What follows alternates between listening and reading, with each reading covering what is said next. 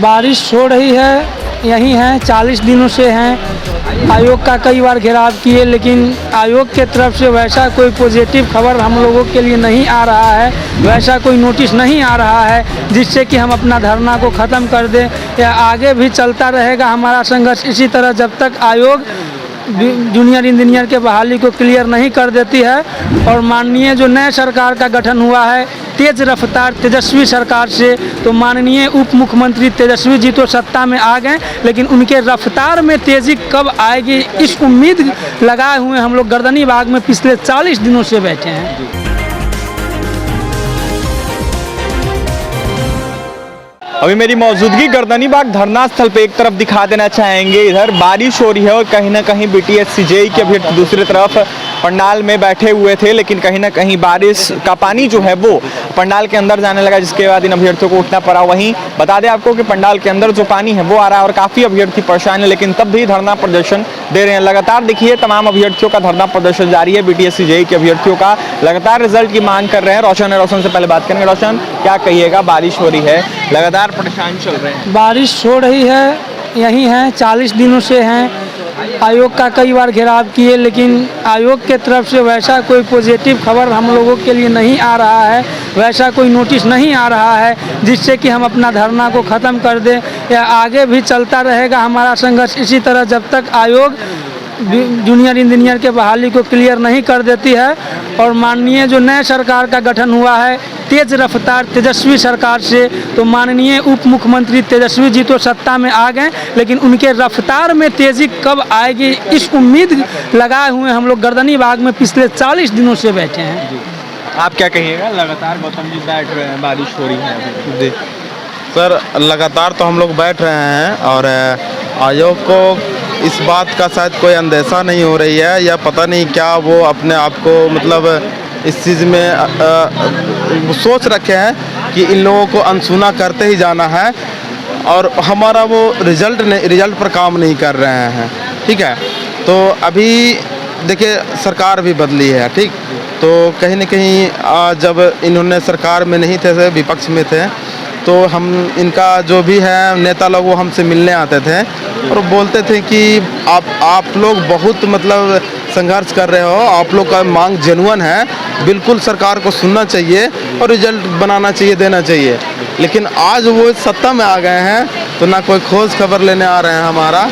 और उन्होंने जो रोज़गार के बात करा था कि हम आते ही रोज़गार का भरमार कर देंगे, पहली साइन से 10 लाख रोज़गार देंगे, लेकिन अभी तक हमारा जो फंसा हुआ है पहले इसको क्लियर तो कीजिए साहब, उसके बाद आप जो नया रोज़गार हैं लाइए, लेकिन पहले जो ये फंसा हुआ है इसको क्लियर कीजिए ना।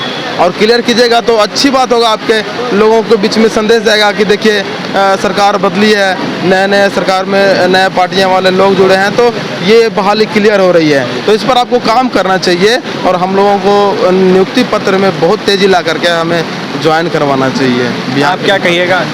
जी, माननीय सरकार से यही उम्मीद करते हैं कि अब तो साहब 3.5 साल से तंग होकर 40 दिन से यहाँ बैठ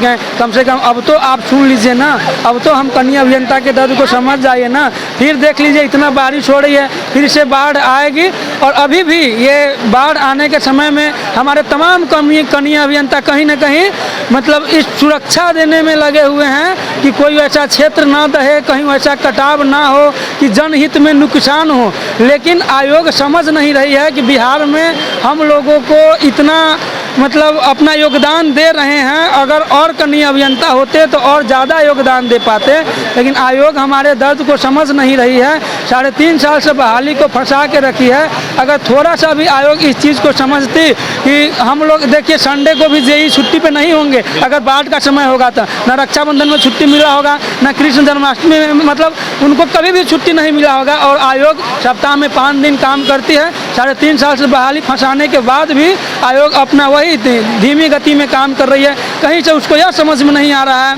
कि अब समय आ गया है कि आपको तीव्र गति में काम करना चाहिए। 3.5 साल से आप युवाओं को फंसाए हुए हैं, 40 दिन से तंग आकर बैठ गए, लेकिन कहीं से आयोग कुछ नहीं सुन रही है। माननीय उप मुख्यमंत्री जी से बहुत उम्मीद है कि वो हमारे इस दर्द को समझेंगे और आयोग को दिशा निर्देश देते हुए जल्द हमारा नियुक्ति करवाएंगे। क्या कहिएगा, आप लगातार बैठ रहे हैं, धरना प्रदर्शन दे रहे हैं, बारिश बहुत तेज है।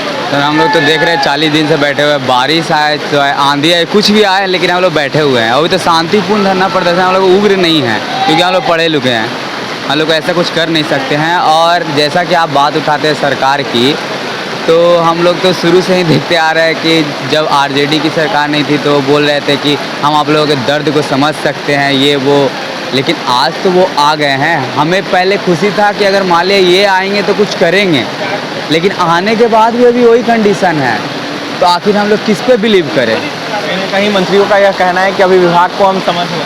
हाँ, मतलब वो ये सब चीज़ झूठ है, सारे लोग, सारे मंत्री लोग झूठ है, पद में रहे या ना रहे, ठीक ना।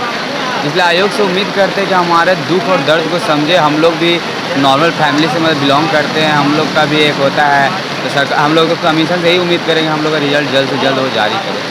बिल्कुल नए सरकार से उम्मीद है, लेकिन एक बार विश्वास आपको नहीं हुआ कि बारिश सच में हो रही है और कहीं ना कहीं ये अभ्यर्थी जो हैं वो परेशान है और बारिश जो है अंदर आ रहा है और कहीं ना कहीं तमाम महिला अभ्यर्थियों या फिर पुरुष अभ्यर्थियों बीटीएससी जेईई के लगातार गर्दनीबाग धरना स्थल पर बैठ रहे हैं, बस एक ही मांग कर रहे हैं, रिजल्ट जारी जल्द से जल्द किया जाए। इनका साफ कहना है कि जिस तरीके से विपक्ष में थे तेजस्वी यादव तो लगातार दावा किया जाता था उनके तरफ से और उनके पार्टी के नेताओं की तरफ से कि आप लोगों की मांग जो है जेन्युइन है और कहीं ना कहीं आप लोगों की बहाली जो है वो जल्द से जल्द होनी चाहिए, लेकिन कहीं ना कहीं अब खुद सत्ता में आ गए हैं तो हमारी आवाज़ क्यों नहीं उठा रहे हैं। लगातार इन अभ्यर्थियों का यह साफ कहना है कि हमारी आवाज़ उठाएं और कहीं ना कहीं जल्द से जल्द हमारा रिजल्ट जारी हो और नियुक्ति हमारा जल्द हो। फिलहाल तमाम बीटीएससी जेईई के तमाम अभ्यर्थी थे लगातार गर्दनीबाग धरना स्थल पे धरना जारी है और भी तमाम खबरों के लिए बने रहे हमारे साथ। हमारे चैनल को सब्सक्राइब करें, पेज को लाइक करें। बहुत बहुत धन्यवाद।